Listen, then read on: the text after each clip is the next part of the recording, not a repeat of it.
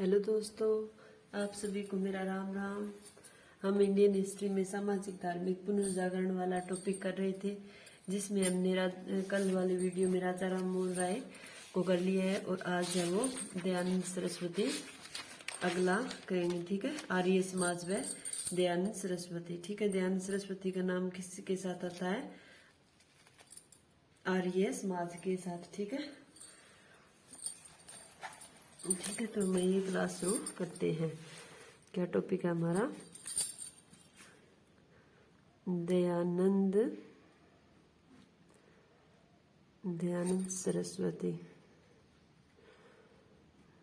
ठीक है, इनका संबंध किससे है? आर्य समाज से। ठीक है, आर्य समाज आंदोलन का उदय ब्रिटिश साम्राज्य एवं पाश्चात्य विचारधारा के प्रभाव की प्रतिक्रिया के रूप में हुआ। आर्य समाज तत्कालीन समाज सुधारक आंदोलनों से भिन्न था। ठीक है, आर्य समाज आंदोलन का उदय ब्रिटिश साम्राज्य में पाश्चात्य विचारधाराओं के प्रभावों के प्रतिक्रिया के शुरू हुआ, ब्रिटिश साम्राज्य के कारण हुआ। ठीक है, दयानंद सरस्वती का संबंध किससे है? लिख देते हैं हम, आर्य समाज। भाई आर्य समाज का नाम जब भी आएगा तो किससे आएगा? दयानंद सरस्वती का। और आर्य समाज का उदय किसके कारण हुआ? ब्रिटिश साम्राज्य के प्रभाव से। आर्य समाज का उदय ब्रिटिश साम्राज्य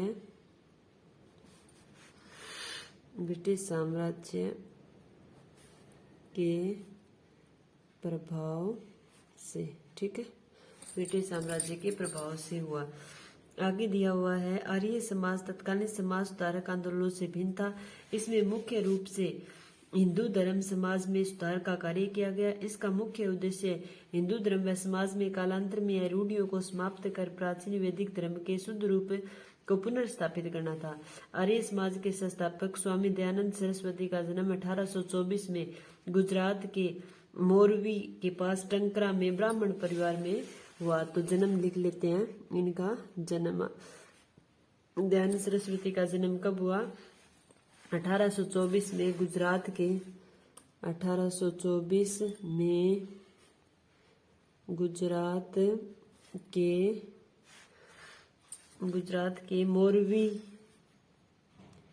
मोरवी के पास टंकरा गांव में ब्राह्मण परिवार में हुआ।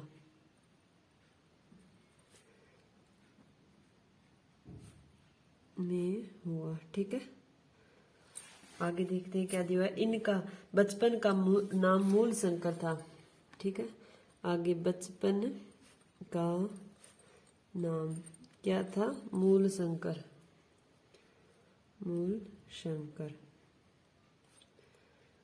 ओके, बचपन का नाम मूल शंकर था। इनके पिता अंबा शंकर वेदों के विद्वान थे। पिता कौन थे? अंबा शंकर। पिता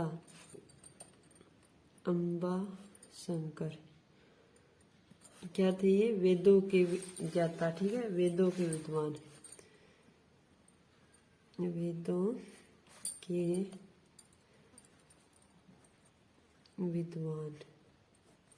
ठीक है, आगे दिया हुआ है, बचपन से ही दयानंद चिंतनशील थे। 1860 में इनकी मथुरा में स्वामी विरजानंद से भेंट हुई।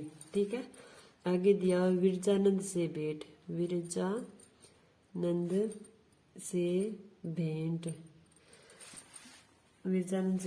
मथुरा में 1860 को। मथुरा में 1860 को। ओके, आगे दिया हुआ है, स्वामी दयानंद विरजानंद से प्रभावित होकर उनके शिष्य बन गए। ये कौन है? विरजानंद कौन है? इनके गुरु बनाया। विरजानंद को क्या बनाया इन्होंने? गुरु बनाया। आगे दिया हुआ, स्वामी दयानंद सरस्वती ने एक धर्म सुधारक व समाज सुधारक के रूप में देश के विभिन्न स्थानों पर भ्रमण कर विद्वानों से शास्त्रार्थ किया। बंगाल के समाज सुधारक केशव चंद्र सेन के परामर्श पर उन्होंने अपने विचारों को संस्कृत के स्थान पर हिंदी में व्यक्त करना प्रारंभ किया। ठीक है, दयानंद सरस्वती पहले किसके संस्कृत में अपने विचार प्रकट करते थे और बाद में किसके परामर्श से, केशव चंद्र सेन के, केशव चंद्र सेन के परामर्श से अपने विचार संस्कृत के स्थान पर हिंदी में व्यक्त करना प्रारंभ किया। अपने विचार संस्कृत के स्थान पर हिंदी में व्यक्त करना शुरू किया। ठीक है, शुरू किया। आगे दिया हुआ है, दयानंद सरस्वती ने अपने विचारों को हिंदी में लिखी सत्यार्थ प्रकाश नामक पुस्तक में व्यक्त किया। इन्होंने कौन सी पुस्तक लिखी? दयानंद सरस्वती ने सत्यार्थ प्रकाश पुस्तक कौन सी थी इनकी? सत्यार्थ प्रकाश। ओके, सत्यार्थ प्रकाश। आगे दिया हुआ है, दयानंद सरस्वती ने 1875 में बंबई में आर्य समाज की स्थापना की। ठीक है, आर्य समाज की स्थापना, आर्य समाज की स्थापना बंबई में 1875 को।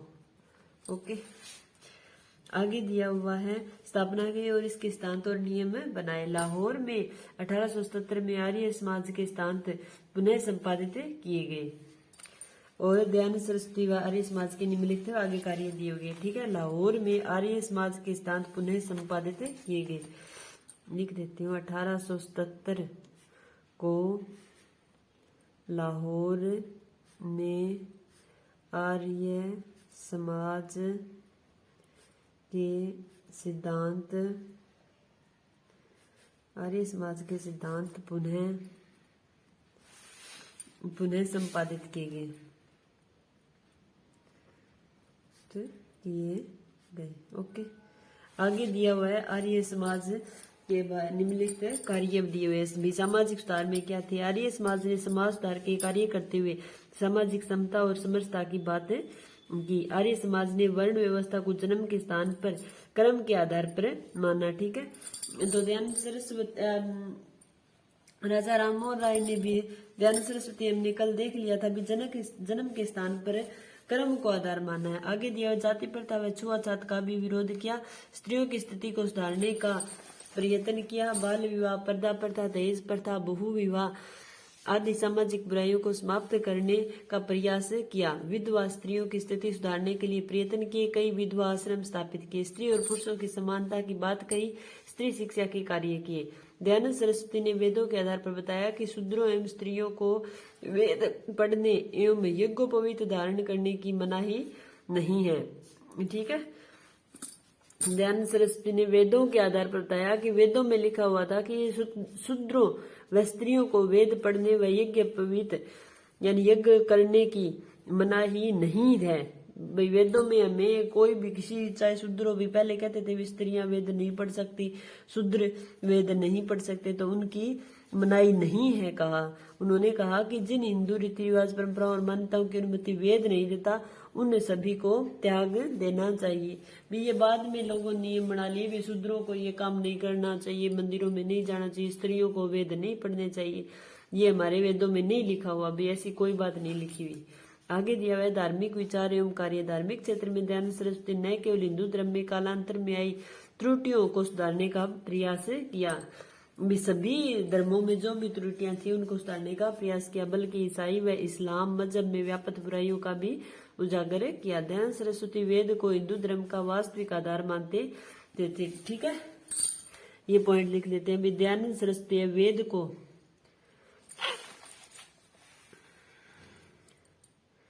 दयानंद सरस्वती वेद को हिंदू धर्म का वास्तविक आधार मानते थे, हिंदू धर्म का वास्तविक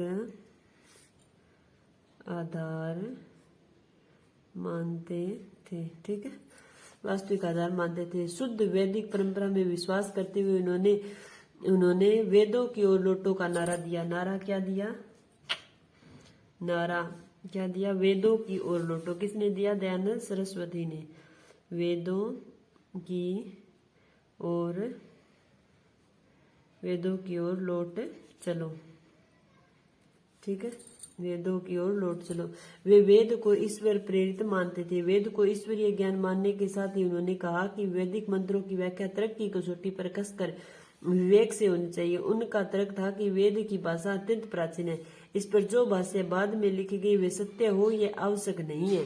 जो भी वेद में लिखा है वो तर्क की कसौटी पर सही होना चाहिए, और जो बाद में वेदों में जोड़ा गया है वो जरूरी नहीं है कि वो आवश्यक नहीं है कि वो सत्य हो।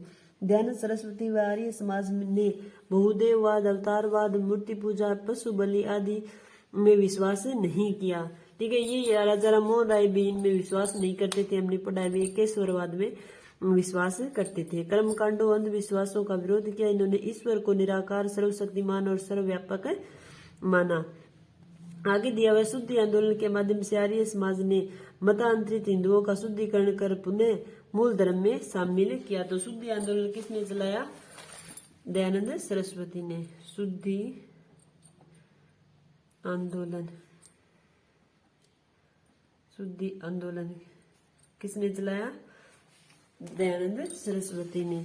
तो शुद्धि आंदोलन में था कि आर्य समाज ने मतांतरित हिंदुओं का शुद्धिकरण पुनः मूल धर्म में शामिल किया।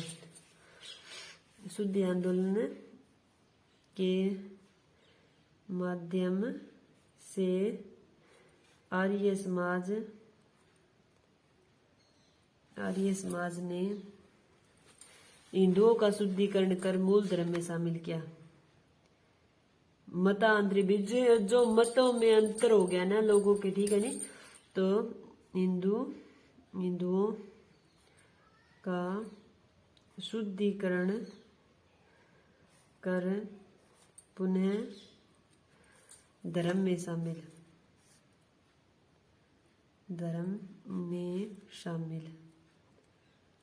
ये यहाँ पे मैंने नाम लिखा नहीं है। मतांतरण यानी जिनके मतों में अंतर आ गया था उन्हें मतांतरित हिंदुओं का शुद्धिकरण किया। ठीक है, शुद्धिकरण पुनः धर्म में शामिल किया। कौन? शुद्ध नाम बस इतना ही ध्यान रखना है। शुद्धि आंदोलन किससे संबंधित है? तो शुद्धि आंदोलन पूछा जाए तो किसका नाम आएगा? दयानंद सरस्वती का। ठीक है, आगे पढ़ते हैं क्या दिया हुआ है। आगे दिया गया है राजनीतिक विचार।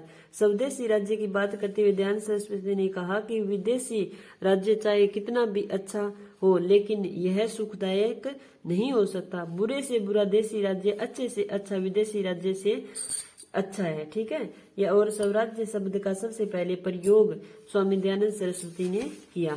तो ये स्टेटमेंट भी इम्पोर्टेंट है। ये किसने कहा? बुरे से बुरा देशी राज्य है वो अच्छे से अच्छा विदेशी राज्य से अच्छा है। चाहे वो कितना भी बुरा हो, देशी होगा वो देशी ही रहेगा। वो कहते हैं ना, अपना अपना ही होता है, पराया ही होता है। ये कहावत है ना, बुरे से बुरा देशी राज्य अच्छे से अच्छे विदेशी राज्य से अच्छा है। ठीक है, ये बात किसने की? दयानंद सरस्वती ने।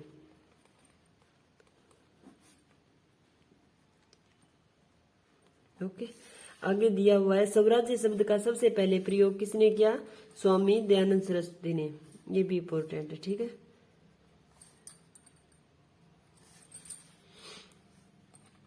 स्वराज्य शब्द का सबसे पहले प्रयोग किसने किया? स्वामी दयानंद सरस्वती ने।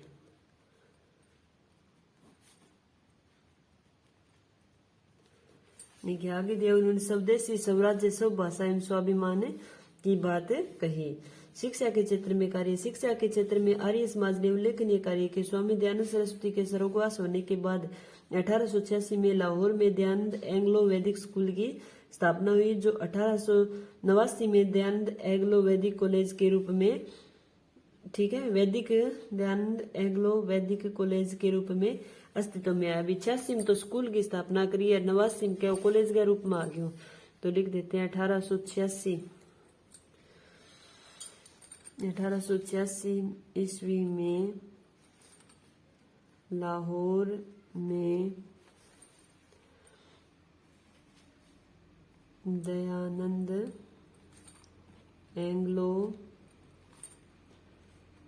वैदिक स्कूल की स्थापना किसने की? आर्य समाज ने। आर्य समाज ने, ठीक है, आर्य समाज ने की, और उनकी मृत्यु के बाद हुई है। ये क्या देख, दयानंद स्वामी दयानंद सरस्वती ने की, ठीक है। कब हुई? दयानंद सरस्वती की मृत्यु के बाद। दयानंद सरस्वती की मृत्यु के बाद हुई है, ठीक है।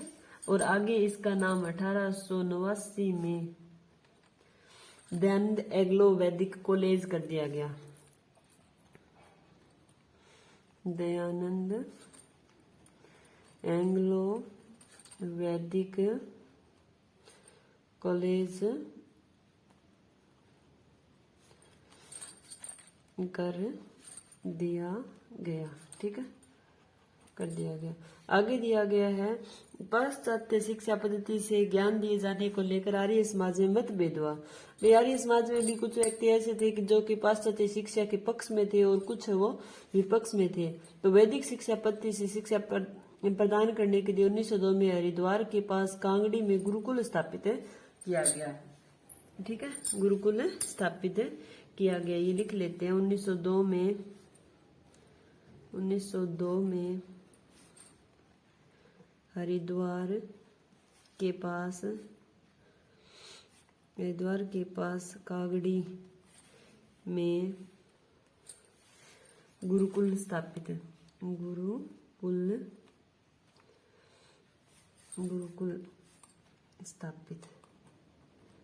ठीक है।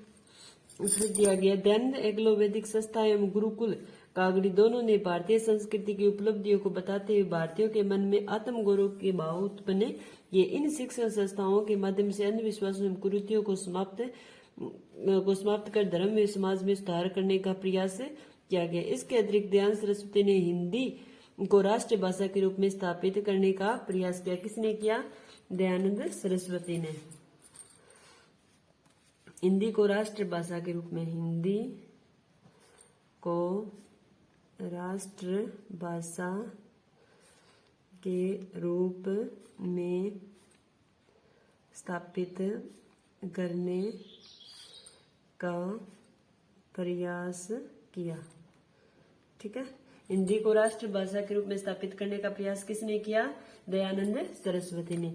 आगे लिखा, उन्होंने अपना प्रसिद्ध ग्रंथ सत्यार्थ प्रकाश उदयपुर में हिंदी भाषा में लिखा। तो हमने पुस्तक लिखी है सत्यार्थ प्रकाश, तो हम यहीं पे लिख देते हैं उदयपुर में हिंदी भाषा में लिखा। सत्यार्थ प्रकाश है वो उदयपुर में हिंदी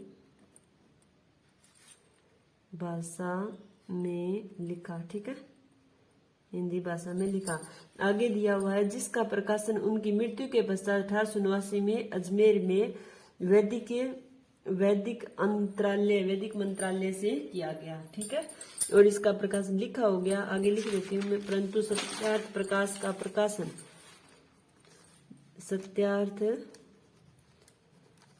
सत्यार्थ प्रकाश पुस्तक का प्रकाशन उनकी मृत्यु के बाद